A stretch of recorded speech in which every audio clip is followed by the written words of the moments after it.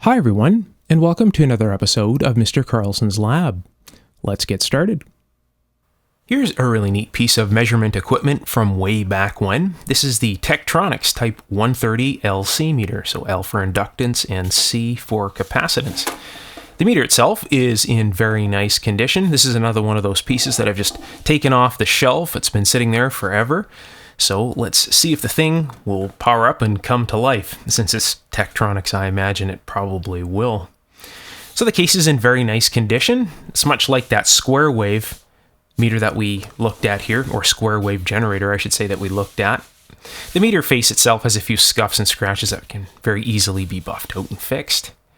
So the case is in really nice condition. It's the backside here.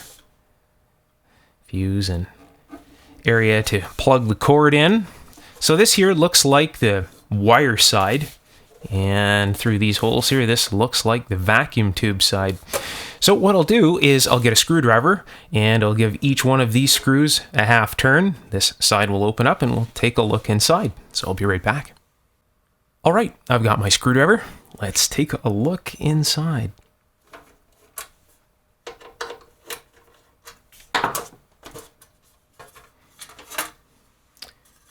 And it's looking very nice. The typical antique dust in here.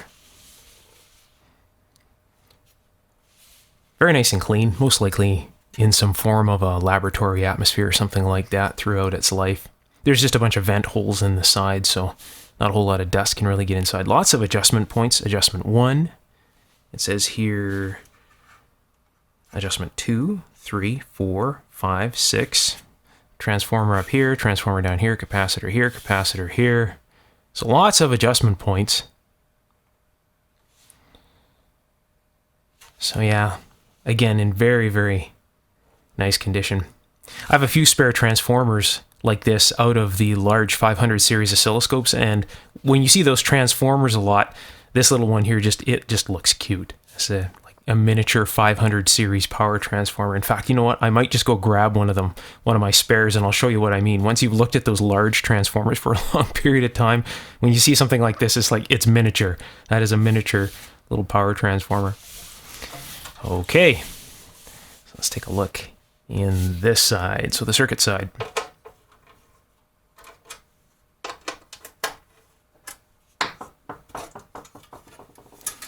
So what I like about these things is they're so easy to get apart. Very nice construction on this side. The typical Tektronix construction with the ceramic strips. Difilm capacitors, Allen Bradley resistors, ceramic capacitors up here. You know, a mica domino style capacitor here. Allen Bradley resistors here, variable resistors. Just top-notch stuff. Top-notch stuff. See, it's been signed off on down here. So as they do their job, they sign off on it. And just the wire looming and everything is just done so nice in these pieces of equipment. No wonder they still work all the time. And I suspect this one here will probably work. Yeah, I would possibly question this capacitor here and maybe this one. But we'll find out. This one here looks like it's attached to the meter, so it's probably going to be okay. And this is around the metering circuit as well, so attached to this area, which is attached to the meter there. So all in all, it's looking pretty good. Yeah, the contacts could probably use a good spray. They look like they're pretty dark there. But you know what? It's no fun unless we just plug the thing in and turn it on and see if it works, right? So what I'm going to do is I'm going to plug this thing into an isolation transformer and current limited variac supply. And at that point, I'll let it basically come up slow for a while. So it'll be current limited. So I'm going to just let it, I guess you could say, sit on a reduced voltage and in a current limited type of setting. So that way, if something goes wrong, if one of the capacitors in the power supply goes away or something like that, the actual current limited supply will just current limit out. Nothing will really happen to this. But usually the electrolytic caps in these things are pretty good. And then what we'll do is we'll test this out. So it does have a limited range. You know, it goes from 3 picofarad to 300 picofarad. So whenever you see microfarad, that means picofarad. That's just basically old speak. for picofarad. And then we have microhenries on this side. So again, a limited range from 3 microhenries to 300 microhenries. And I have another one of these units, and I think it has a test fixture on the front of it, so you can stick components in it. So I'm going to go look for that as well. So I'll go grab one of the larger power transformers and that test fixture, and I'll show you what I mean when I say, you know, this is just a cute little transformer here. All right, I'll turn on the isolation transformer and current limited variac supply. This unit is already switched on, so it's running at reduced voltage right now. And we can see the filaments are coming on, which is a good sign. We can also see the pilot light shining on the back here. So I'll show you what the current limited variac supply looks like. Pardon the shaky camera as I'm moving this around. Right up there are the bulbs. And that's about normal brightness. In here it's, you know, hardly lit. It looks a lot brighter in the camera than it actually is. And in a moment, what I'll do is I'll just flip this switch and it will bridge the bulbs out. And at that point, it will give this unit down here full line current. So I think right about there will be good. See that right there. So I'm going to let this run for a while. Again, you know, I would imagine about half an hour. Through the magic of the camera, it'll be seconds. But let it run for about a half an hour, and then I will be back and I will flip that switch and we'll see what happens. All right, get a closer view of the tubes here. I'm about to hit bypass. Here we go. So now it's full line current. See the nice glow of the regulator tube down here. And all the filaments are at full brightness. So let's take a look at the base of the unit. And the needle is right to the end. So we're on the 3 picofarad setting here. So what I'm going to do is I'm just going to put this down and back that out just a little bit. So this is the course 0, so I'll move this. And that doesn't seem to do anything that way, so I'll move this nice and slow. And there it is. Look at that. Very touchy.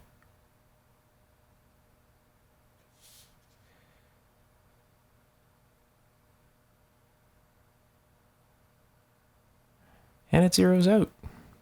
So this is 3 picofarad, so imagine if I move my finger close to the jack, it'll probably, yeah, it does. Just close to the jack. I'm not touching the center.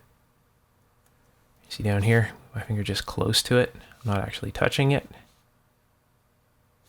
So it's very sensitive.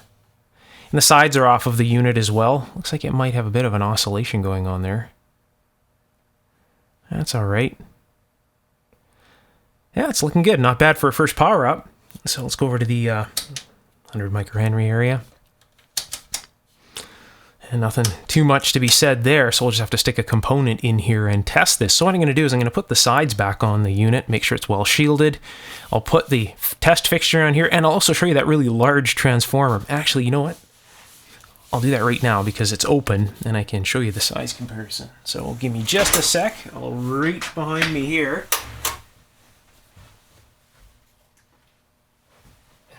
Stand up to pick this thing up. So that's a 500 series transformer right there. So that's what I mean when I say cute. I mean, this thing is just teeny, right? You know, look at this thing. Just absolutely monstrous and heavy. Very, very heavy. So this came out of a part scope. So I purchased a bunch of scopes that somebody unfortunately had dissected and taken all the components out of them, and so this was some of the remnants that were left over. They were too far gone when I got them to resurrect them, so I just pulled the transformer off the chassis. And then of course with that tech lot that I've got, that huge Tektronix collection that you've seen in my other videos, I've got a bunch of spare power transformers in there as well. So this one here was pulled out of, well, it was actually pulled out of a pretty nice looking scope, which was yeah, it's always sad to see when people do that, but hey, what do you do, right? So he was gonna just throw the stuff in the scrap, gonna recycle it. So I'm like, no, I'll take that. These are great power transformers. I made a very nice audio amplifier with one of these power transformers, and I'll see if I can find the picture. I'm sure it's in one of my older computers somewhere, and see if I can show you what that looks like with this thing on the chassis. It turned out very, very nice. Anyways, I'll go get the test fixture, put the sides on this, and let's test some parts. Here's the test fixture for the front of the 130 LC meter right here. And I managed to find the picture of that amplifier with the Tektronix power transformer in it. So here it is. So I designed this many years ago, and I bought another scrapped oscilloscope. So somebody had parted out the oscilloscope. What had happened is an audio fella had gotten his hands on it, pulled almost all the sockets out of it, taken all the tubes, and the only thing that was left was really the CRT, the front panel, and the power transformer, and of course some of the wiring. So I just took it for the power transformer and put it into my collection for a long period of time. And then I thought, hey, you know what? I want to design a custom amplifier tailored to a pair of speakers that I had. So this amplifier design that you see is what I came up with. So you can see in the back portion of the amplifier, you can see the Tektronix power transformer. The caps are repainted on it. It's kind of an off-white. So it's a very complex amplifier design. So completely regulated power supply, current sinks on the phase inverters. It's kind of a very unique design. The 412 SN7s that you see in the front of the amplifier are the amplifying chain for both channels. And where it gets really interesting is two of those 12 SN7s have 600 volts across them. So the one plate has 300 volts positive and one cathode has 300 volts negative on it. And it's driven in a very interesting way. So maybe one day I'll put the amplifier on the bench, or I'll take it out of my setup and show you around in the amplifier. And I'll have to find a schematic. It's been so long now since I designed it. But I have to tell you, it's an absolutely fantastic sounding amplifier, and it works so well with those speakers. A lot of time and research went into that. But anyways, back to the LC meter here. So that's where the other parted out power transformer went, like the one that I showed you. So what I'll do is I'll put this onto the front here and tighten this up like so, and re-zero this out. It looks like it has a small oscillation as you get close to zero. Like a slight oscillation, but as soon as you get it right on zero, it seems to calm down. You see that? But then again, if I pull my hand away from it, because it's probably picking me up a bit, it's on the 3 picofarad setting. So, yeah. Might be due to needing an alignment or another tube or something like that at this point. Okay, so I found two components here. I just pull out of my bin. So this one here, I believe, is 39 picofarad. And I found an inductor here, which is 68 microhenries. So we'll test that in a moment. So let's go here to the 100 picofarad scale. And that's this red scale right here. So it should read just below 40 if everything is good. So I'll put this into the test fixture here. Stuff it into there like so. And look at that. To my eyes, it's pretty much straight on, or just a needle's width below 40. It's just the way the camera is actually looking at this. So not bad. 39, 40, no alignment. Been sitting on the shelf probably since 1960, who knows? Or never had an alignment since 1960. That's pretty good. So I'll move that out of there. So let's go to the 100 microhenry scale, which oddly enough so happens to be the same scale because I found a 68 microhenry inductor. And let's see what this reads. So that would be 70, and that would be 65 right there on the red scale. So let's see what this measures.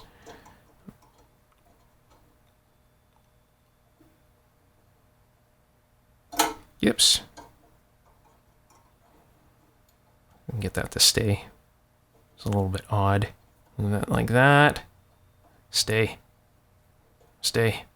Doesn't want to stay. How about stay upward so it doesn't fall down? So it's reading about, I'd say 65 to my eyes. It looks like 64 on the screen. 64, 65, and it's supposed to read about 68. So if it was, if this truly is a 68 microhenry, sometimes they're not exactly on their value, right? But not bad. Not bad for no alignment or anything. So who knows how long this thing has been sitting. And probably just the slightest touch up on the alignment would probably make this thing just dead on accurate. So not bad, tech, not bad. 2 thumbs up on this thing. It's still working, and it looks like it's had 0 servicing. Very, very impressive. So there you go. There is the Tech Type 130 LC meter, pretty much working right off the shelf. If you're enjoying my videos, you can let me know by giving me a big thumbs up and hang around. There'll be many more videos like this coming in the near future. We'll be taking a look at vacuum tube and solid state electronic devices alike. So if you haven't subscribed, now would be a good time to do that as well. If you'd like to be notified as soon as I post a new video, don't forget to tap that bell symbol. If you're interested in taking your electronics knowledge to the next level and learning electronics in a very different and effective way and gaining access to many of my personal electronic inventions and designs, you're definitely going to want to check out my ongoing electronics course on Patreon. I'll put the link just below the video's description under the Show More tab, and I'll also pin the link at the top of the comments section. So if you click on the link, it'll take you right there. All right, until next time, take care. Bye for now.